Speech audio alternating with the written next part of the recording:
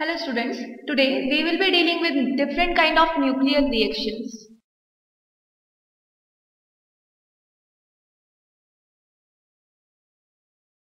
Basically, in the simpler words, these nuclear reactions are defined as those reactions in which the participating unit is a nucleon that are present in the nucleus.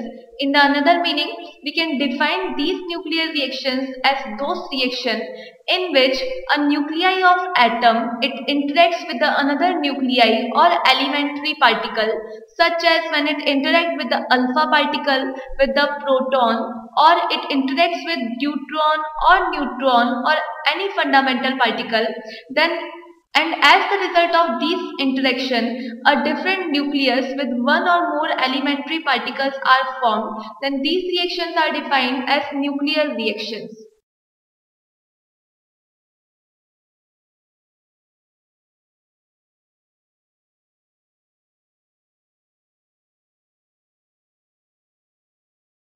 Now, if we are to represent any nuclear reaction, then we can use the same pattern as we use in the chemical reaction. Such as when we represent these nuclear reaction, we always write the reactants at the left hand side and products at the right hand side. And to show the interconversion from reactant to product, we use this kind of arrow. Now, as we use the law of conservation of atoms for the chemical reaction, same as for the nuclear reaction, we always follow the conservation of number of protons and number of neutrons, and this kind of conservation results in the conservation of atomic number and mass number. This rule helps us to predict the atomic number and mass number of any out of these reactants and products if it is not given in a nuclear reaction. Such as if I talk about the conversion of nitrogen, that is N714, when it is bombarded with the alpha particle He24, then by this kind of bombardment a nuclei is formed. Here the symbol of nuclei is not provided to us, they have indicated it by an unknown symbol X with the atomic number Z and the mass number A. And as the result of this reaction, a proton is also formed as a subatomic particle. Now, if I am to find the value of this Z and A here, then since in a nuclear reaction the total number of protons remains conserved, the meaning of this statement is the total number of protons or the atomic number that are present at the reactant side should be equal to the number of protons present at the product side. Since the value of Z is 9 here and here the atomic number of hydrogen is 1, so from here we can calculate that the atomic number of this new formed nuclei will be 8, and there may be the chances that it will be the nuclei of oxygen since the atomic number is 8. Now, if I talk about the mass number, then the addition of the mass number of all the particles present at the reactant side is 18. So, to make the sum 18 at the product side again, here the value of the mass number of hydrogen is 1. So, the mass number of this new formed nuclei will be 17, and it's an isotope of oxygen with the symbol oxygen 817. Now, this is about the nuclear reaction, the representation of nuclear reaction. These nuclear reactions can be represented in one more way. Like whenever we are to represent these nuclear reaction, we write the main nuclei of this nuclear reaction that is present at the reactant side at left hand side. Like in this reaction, at the side of reactant, the main nuclei which is present and which has the higher atomic number and higher mass number is nitrogen. So we will be writing this nitrogen at the left hand side with the symbol N740.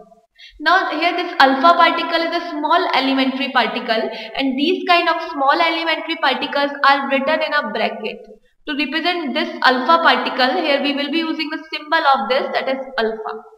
And as the product, we are getting a main nuclei with a higher value of atomic number, that is the nuclei of oxygen, and as a one product elementary particle, we are getting one proton.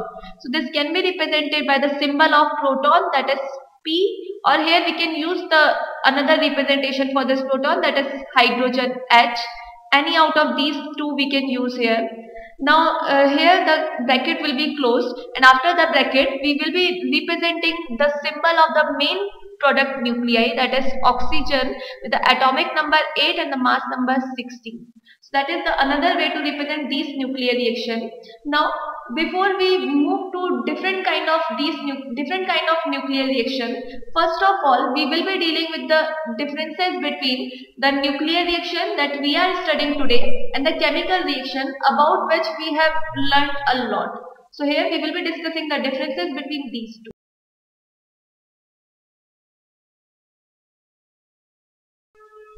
Now the very fundamental difference between these two is chemical reaction is defined as those reaction where the participating unit is valence electron,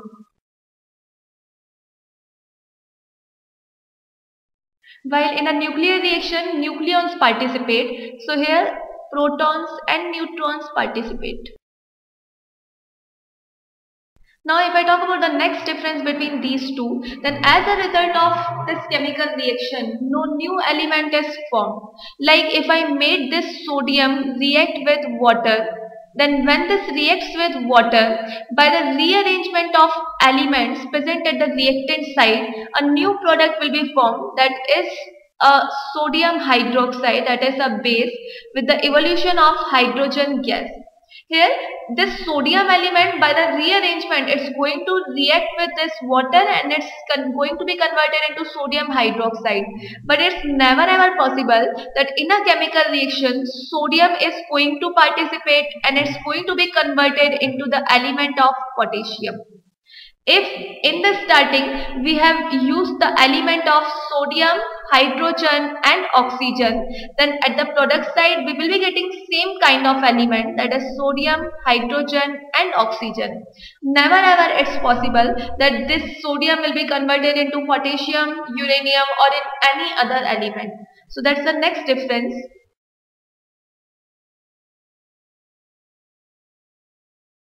While on the other hand, in these nuclear reaction may be the formation of a new element.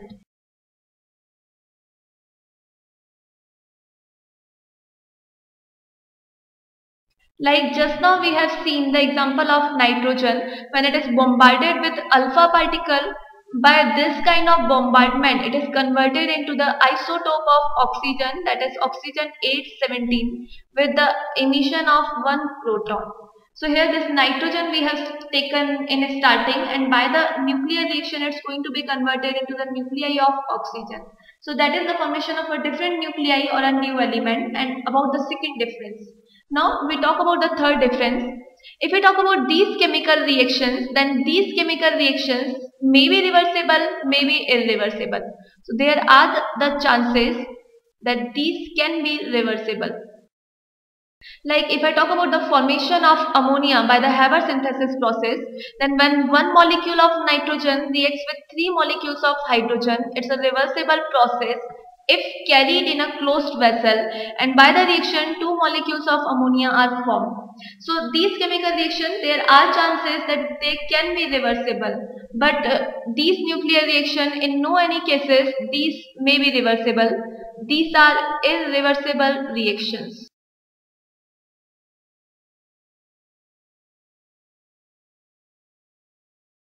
Now, in a chemical reaction, the participating unit is valence electron. And if I talk about the isotopes of one element, such as if I take the example of the isotope of chlorine, that is 1735 and 1737, then these two isotopes have same number of valence electrons, that is 17 for each.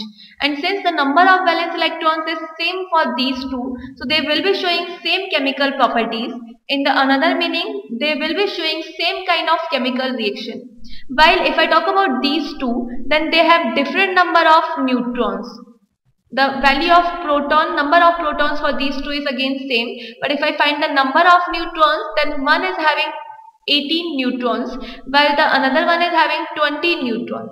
And since these are having different number of neutrons, and these neutrons participate in a nuclear reaction, then the isotope of one element, they will be showing different nuclear reactions.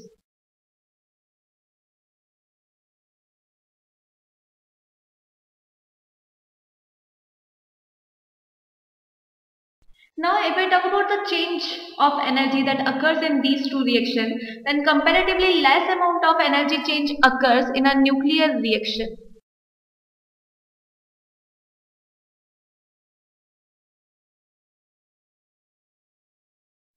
While if I talk about the nuclear reaction, then a large amount of energy is released or absorbed, but a large amount of change occurs. And generally these nuclear reactions are exothermic, so there will be the large amount of energy released. Now, if I talk about the rate of reaction by which this reaction is occurring, then the rate of reaction is very high in case of nuclear reaction, and the thing is this rate of reaction will not be influenced by any external factor like temperature, pressure, volume in the case of nuclear reaction. While if I talk about the chemical reaction, then the rate of reaction is influenced by all the external factors that are temperature, pressure, volume and whatever.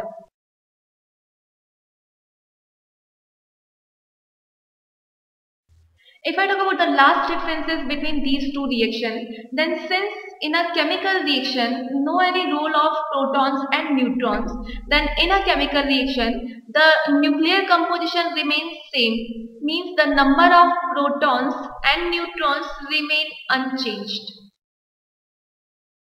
While in a chemical reaction in a nuclear reaction, this number of protons and neutrons changes since these are the participating units there. So that is about the differences between nuclear and chemical reaction. In the next lecture, we will be talking about various kind of nuclear reactions.